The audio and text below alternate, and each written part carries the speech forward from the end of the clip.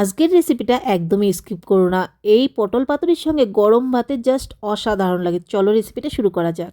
এখানে আমি পটলগুলোকে কিন্তু এইভাবে ছিলে নিয়েছি, মানে বেশিরভাগই ছিলে নিয়েছি, একটু একটু আছে আর কি ছিলকেগুলো। তার সঙ্গে এইভাবে আধাটা কিন্তু আমি কেটে নিয়েছি মাঝখানে, আর ওই সাইডে একটুখানি কেটেছি। আর এইভাবে কাটলে কিন্তু এই পটল পাতুরিটা বেশ ভালো লাগে।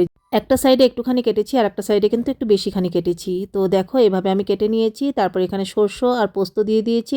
এটাকে এখন আমি শুকনো গুঁড়ো করে নিলাম, তাহলে পেস্টটা সুন্দর হবে। আর দিয়ে দিলাম একটা কাঁচা লঙ্কা ঝাল অনুযায়ী। এখন দেখো জল দিয়ে ভালো করে পেস্ট তৈরি করে নিলাম। দিয়ে দিলাম কড়ার মধ্যে সর্ষের তেল। তেলটা দেওয়ার পরে দিয়ে দিলাম আমি এখানে পটলগুলোকে, তার সঙ্গে দিয়ে দিলাম পরিমাণ মতো নুন। আর এখন পটলগুলোকে কিন্তু আমি ঢেকে ঢেকে সুন্দর করে লাল লাল করে ভেজে নেব। জানি তো পটলটা অনেক ধরনেরই তোমরা রান্না করে খেয়েছো, কিন্তু এই পটল পাতুরি যদি না খেয়ে থাকো একবার অবশ্যই ট্রাই করে দেখো। গরম ভাতে মেখে খেতে জাস্ট অসাধারণ লাগে। এই পটল পাতুরি দিয়ে পুরো থালা একদম ফিনিশ করা যাবে। তো দেখো নাড়াচাড়া করে কিন্তু আমি ঢেকে দিয়েছিলাম মাঝখানে, আবার কিছুক্ষণ পর উঠিয়ে নিয়েছিলাম।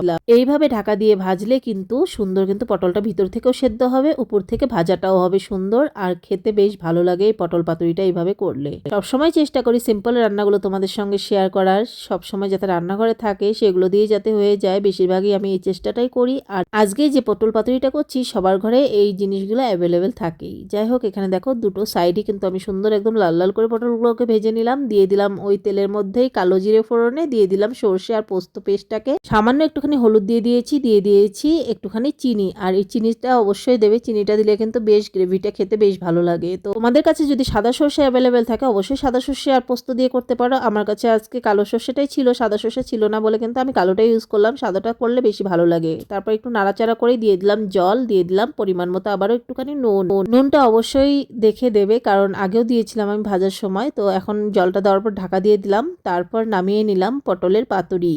গরম ভাতে যদি পটলের এই পাতুরিটা থাকে আর কিচ্ছু লাগবে না। আর এই সঙ্গে কাঁচা লঙ্কা কয়েকটা লাস্টে দিয়ে দিয়েছিলাম, সেটা তোমাদের দেখানো হয়নি। এই কাঁচা লঙ্কা একটুখানি গরম ভাতে মেখে পটল পাতুরির সঙ্গে অসাধারণ লাগে খেতে। তোমাদের আজকের এই সিম্পল রেসিপিটা কেমন লাগলো কমেন্ট করে জানাতে ভুলো না কিন্তু। আর তোমাদের একটা লাইক একটা কমেন্ট আমাকে আরো উৎসাহ করে তুলবে সুন্দর সুন্দর নিত্য নতুন তোমাদের সঙ্গে রেসিপিগুলো শেয়ার করার জন্য। আশা করছি তোমাদের এই পটল পাতুরিটা খুবই ভালো লেগেছে আজকে। আর সত্যি বলছি বন্ধুরা, যদি না ট্রাই করে থাকো এইভাবে, একবারে এইভাবে ট্রাই করতে পারো। একদম কিন্তু আমি শুকনো শুকনো করেই নামিয়েছি, কারণ এই পটল পাতুরিটা একটু শুকনো শুকনো করে নামিয়ে নিলেই কিন্তু গরম ভাতে, মানে কি বলবো, গরম ভাতে এটা যদি থাকে না কিচ্ছু লাগবে না, এক থালা ভাত নিমিশেই শেষ হয়ে যাবে। যারা পটল ভালোবাসে না এভাবে একবার রান্না করে তাদের সামনে দিও, একদম চেটে পুটে খেয়ে নেবে। বা কোনো অনুষ্ঠান বা কোনো গেস্ট এসেছে বাড়িতে, এই পটল পাতুরিটা একদমই তোমরা ট্রাই করতে পারো, অসাধারণ লাগে। তো তোমাদের কেমন লাগলো জানিও কিন্তু। টাটা।